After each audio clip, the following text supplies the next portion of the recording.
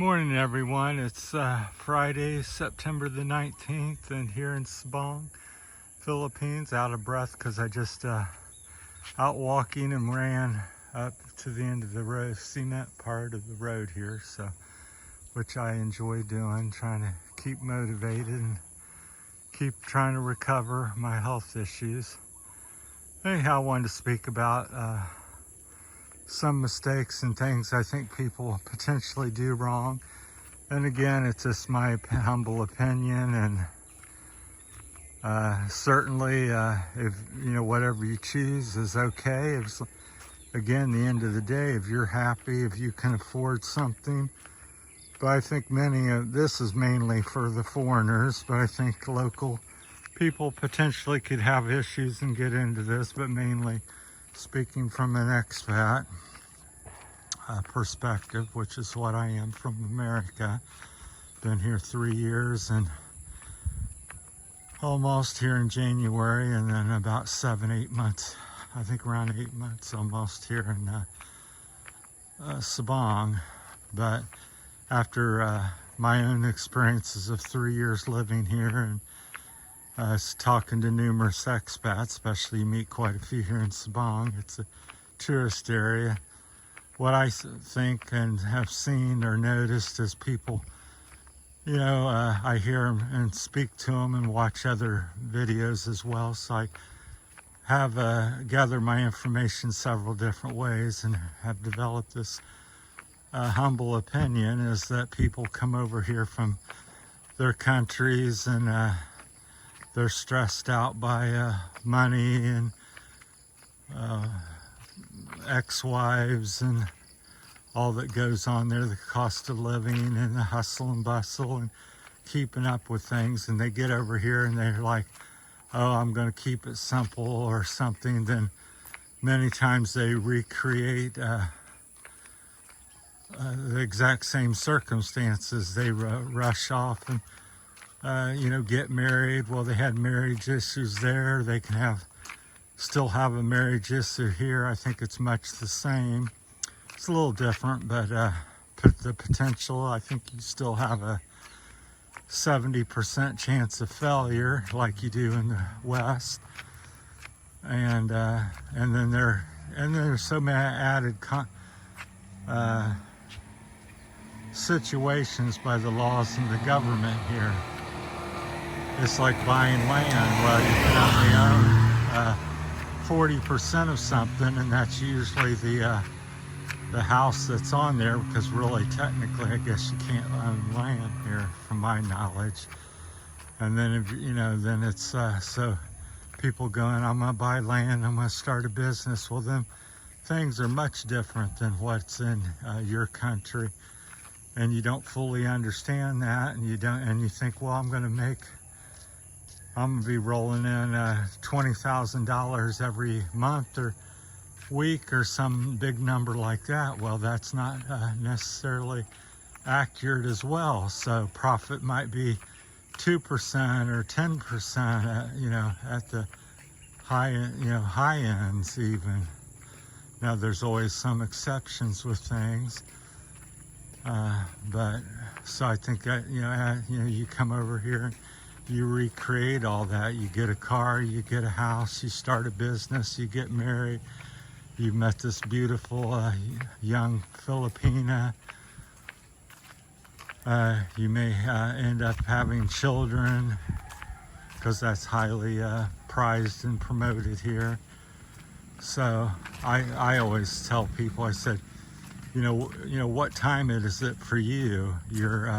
The average life expectancy, you can throw any number you want to it, but upper 70s, maybe 75 to 80, so say 78, and you're over here and now you're 60, 65, 70, and you're going to build a house and start a business, and then you're going to have all these added stresses, because once you do that, you start to buy this lot. Well, we'll just talk about that real quick.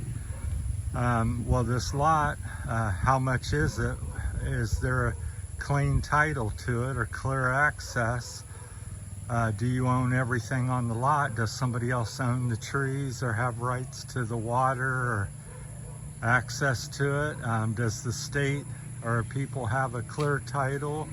All these things could cost you double and take you you could be tied up for 3 to 5 years on trying to purchase something here.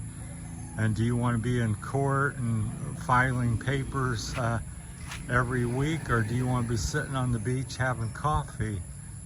It's that type of mentality. Or just, rent a place where if typhoon comes or something happens, again, you're here and let's say you're 60 years old, which is a very relatively common number here, or older, and you have this lot and you can't, then you got to go out and clear it. Everything grows like crazy. What you see here would be 2 or 3 months of growth, and so because there's year-round growth, so you got to maintain it. Then you got to find somebody that's reliable and trustworthy, and you're going to pay them 300 to 500 peso a day to take care of this. And your roof just got blown off by a tropical storm, and now you got to repair that or yourself get up and do that. So that's things to think about. That do you really want to be doing that? And and having a child, and sure, maybe you're 60 and for the next 5-10 years you feel pretty good potentially, but when that child's 10, 15, 20 and wanting you to run, jump and play and go do this and that, are you going to be able to do them types of things anymore, or or want to or be able to? So that's my thinking. End of the day, do what makes you happy. If you come over and you're a multi-millionaire back in America, you have a 3 or 4, 5, $10 million, I think you can kind of do whatever you want because you have money to pay for things, hire attorneys in case you have issues, and marry somebody. If they get divorced and it doesn't work out and you pay them 500,000 pesos or something, well, that's no big deal because you have millions. But I think most of us that come over here don't. So, and we're stressed out by the high cost, and we've come over to here to live cheaply. So my thought in the Philippines is the older you are and the less money you have, keep it simple. I come over here not to, I could buy a car, I could buy a house, I could, have children and do all these types of things, but I've come over here to kind of be childlike and carefree at this point in my life. I don't want a house to fix. I don't want to have to, buy appliances, try to find workers, try to, go to court and, battle legal issues, which I've already, been faced with numerous decisions such like that personally. Can't hardly speak, but anyhow, I've come over to keep it simple. A pair of shoes. At this point, now when I first come, I was like everybody else. I'm, getting a house. I'm going to start a business. I'm going to have some land, a mini farm, and we'll show you the beautiful view there. The clouds hitting the tops of the mountain. I kind of think that looks like an old volcano over there, but quite beautiful. So I just keeping it simple. I go out and pass frisbee on the beach. I walk 2 or 3 times a day. Everybody always, "Oh, you walk so much, sir." I said, well, to me it's simple pleasures. If you think back personally, most of us, if you go, what's the best times in your life, or when did you enjoy things, it's when you were usually 10, 15, 20 years old. You had the least amount of money, you had the least amount of things, and you simply hung out with friends and did things. You walked and explored something. You got a ball and you kicked it and threw it, and you did things like that. So that's kind of my mentality anymore. Just simple things. I buy a frisbee, maybe some badminton rackets or something, and that's what I do. I don't need to necessarily go all over the Philippines and spend 5,000-10,000 pesos every day in the tourist areas, you know, doing the touristy type things. Now again, if you're have plenty of money, that's a fantastic option. I wouldn't necessarily complain about that, but I think so many people are doing that and really can't afford it, or they're getting into these things and they're not really thinking, because who's going to enjoy your house at 70 and 80? It's going to be some family here, because you're not going to be able to care for it, generally speaking. I know that sounds kind of negative, but you got to think about it. So these are some of the local joggers.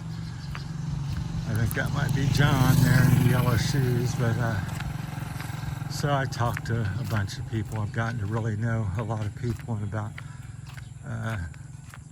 the last 7 months. Very friendly. That's because most people are, you know, have time to chat, and they're not all geared up and forced to, because they're living simple lives. And that's what the topic of this video is. That's not a 10 million peso house. That's maybe 1 million or half of that. So that person, you know, has more time to sit around and enjoy life. So there's another jogger there, so active walker. So morning. Morning. There's the local dogs, a beautiful view of the mountain, getting a little closer to that. So that's some of my thoughts here. So it just I, you know, pick and choose, and but I'm just saying be careful, because you can recreate what you've what country you've come from and left, you know, behind. You can recreate and have stresses here, because it's much different. It seems like you know, very similar, and you think, oh, I'm back in the States or something, and this might be like, good morning, sir. This might be like, I think that's rice, potentially, I believe. So they take it out and dry it and stuff, and stack it up at night to keep it safe and put tarps over it. But yeah, I'm still learning and adjusting after 3 years, and personally I think it's going to take me the rest of my life, 15, 20, 30 more years, to, if I would potentially live that long, to fully, you know, adapt and feel like I'm one of the locals and really get everything, because there's so many little variables here. It's like, man, really? That's, you know, very strange or different than what you would do back in America. So that goes back to one of my last points I wanted to make is, you know, get over here. There's all kinds of land for sale all year round, all the time. Don't rush. There's all kinds of beautiful women here, young, beautiful, that you can get one, meet one any day of the week. So no need to rush. You know, starting a business and doing that, again, you can spend your money, pardon the noise there, any day of the week. You can always spend 1 million pesos here, but to get 1 million pesos back is 1 million times harder. Morning. Some of the ladies walking this morning. They walk usually most mornings. So this is the road up to Cabayagan. So that type of thing. Slow down. People say, well, I've got to move someplace and get someplace. Rent. Especially for, I would say rent a month, rent 3 months, get to know the community, the neighbors. If you really like it and you're set on something. Because remember, when you buy something, to buy it's difficult, and to get done, pardon, I'm out of breath here, and to you know, sell it, once you become the seller, you know, people don't want to give you much for it. So you may have paid 2 million pesos or 5 million pesos for your stuff, but you're going to be hard pressed to get, you know, a lot of times, because you've overbought or something because you're a foreigner, and most people here don't have 5 million pesos to purchase your place. There's all kinds of complications. And then you really wanted to be in Palawan or someplace, and now you've got a place over in Dumaguete or Cebu, and not that them places are bad, but to me it's to be mobile and, you know, like I said, be childlike, where you can move around, be adaptable, and just go with things. To, you know, it's like me. Somebody suggested, you know, Port Barton. Well, because I live out of a bag and I rent, and I don't have a bunch of things to carry around. A bunch of joggers, I think that might be the group that's practicing.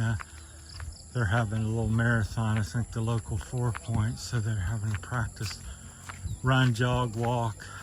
It's coming up, I think, here in a few weeks. I think that's John, because he's running pretty quick. So, yeah, I believe that's him. Good morning. Good morning.